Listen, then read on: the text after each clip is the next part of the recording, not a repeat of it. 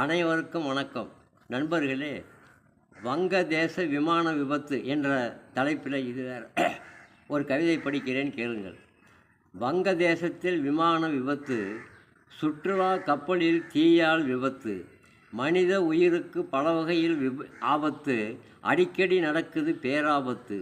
விமான விபத்தில் பல உயிர் பலி, கப்பல் தீ விபத்திலே பல உயிர் பலி, ரயில் விபத்திலே சில உயிர் பலி, குடிமகன் எண்ணிக்கையில் இவர்களை களி. விபத்தினால் உயிர் சேதம் அதிகரிக்குது, இதனாலே ஜனத்தொகை குறைந்து போகுது. இறந்தவர்க்கு பணம் கொடுத்தால் நிறைவடையுது, நாட்டிலே இது இன்று வழக்கமானது.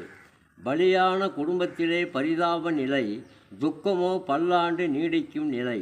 இறந்தவர் நினைவால் மனம் வாடிய நிலை, துன்பத்தை தாங்குவது மனிதர்களின் நிலை.